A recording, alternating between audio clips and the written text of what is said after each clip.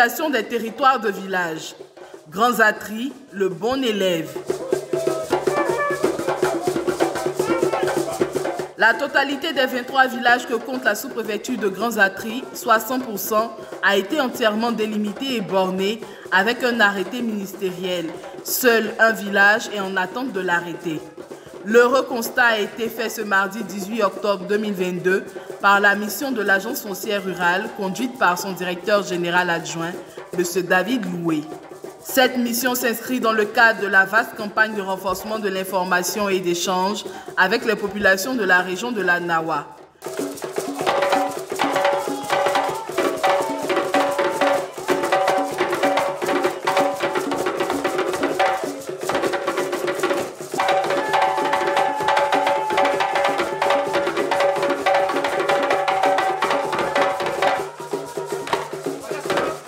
Il est point aujourd'hui de faire connaître cette loi aux populations cibles afin de la vulgariser et d'en faciliter la mise en œuvre.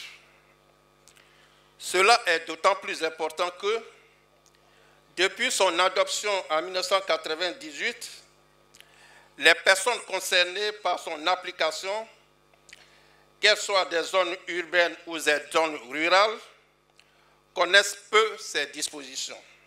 Fils de la région, c'est avec un brin de fierté que le directeur général adjoint de l'AFOR a félicité ses parents pour ces bons résultats qui illustrent parfaitement leur adhésion aux opérations de délimitation des territoires de village. En outre, il en a profité pour les sensibiliser davantage sur les autres procédures de sécurisation foncière rurale que sont la certification foncière et la contractualisation. La loi de 98 qui a été votée, l'article 26, tous les droits acquis sont protégés. C'est-à-dire que les droits coutumiers, les droits d'usage pour ceux qui ont mis des plantations sur des parcelles où ils ne sont pas détenteurs de droits coutumiers, tout cela, ils doivent avoir un papier. La sécurisation foncière, c'est la sécurisation pour tous. La sécurisation pour que tout le monde puisse vivre heureux là où il se trouve. L'État n'a pas pour objectif d'arracher la terre de quelqu'un. Mais seulement, il y a une procédure qui est en cours pour que chacun enregistre ses parcelles.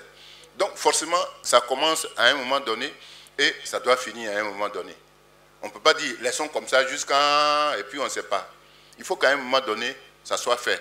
Quand on prend la carte de la Côte d'Ivoire, il faut que, de la même manière qu'on a les territoires des villages, il faut que sur le territoire des villages, on sache ce morceau de terre-là, à qui ça appartient. Quand on sait à qui ça appartient, il n'y a plus de conflits, il n'y a plus de litiges. On ne va plus faire des palabres, on ne va plus avoir des batailles. Et les sous-préfets n'auront plus à passer leur temps à régler des litiges. Il a également exhorté les membres des comités villageois de gestion foncière rurale, chevilles ouvrières dans les procédures de délivrance du certificat foncier et de délimitation des territoires de village, à participer aux séances de travail du dit comité. Les incompréhensions. Les sachants, les représentants de la notabilité, du chef des villages, etc., les représentants des comités, des femmes et des jeunes, etc. On souhaite que tout le monde soit à la réunion du comité. Et puis tout le monde échange et on met la délibération au vote. Et puis la décision qui est prise, tout le monde est là, tout le monde sait comment la décision a été prise. Et quand on signe le papier, il n'y a plus de palabres derrière. Il faut que les uns et les autres s'impliquent. Qu'on habite ici au village, qu'on habite à Soubré, qu'on habite à Abidjan, il faut s'impliquer dans le travail des comités villageois de gestion foncière rurale. C'est une grande responsabilité que l'État a transférée aux populations. C'est une lourde responsabilité que le législateur vous a confiée. Donc vous devez l'assumer. Président de la rencontre, le sous-préfet de Grands Atri a demandé à ses administrés de s'approprier les informations partagées par la mission de l'AFOR. Mesdames et messieurs, pour bâtir des sociétés durables, il nous faut résoudre les problèmes fonciers. Les pays, les régions, les villes et les villages ont besoin de droits de propriété bien établis, de frontières claires et de services fonciers accessibles pour pouvoir croître économiquement.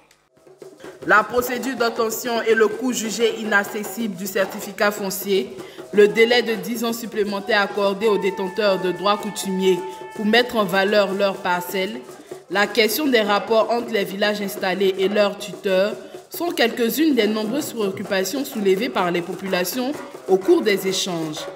Fort heureusement, la communication du directeur des opérations techniques de l'AFOR, M. Mathias Kofi, et les éléments de réponse de M. David Loué ont permis de dissiper les inquiétudes. Après les étapes de Soubré et de Grands Atris, la campagne d'échange avec les populations se poursuit ce jeudi à Buyo en ce qui concerne la région de la Nawa.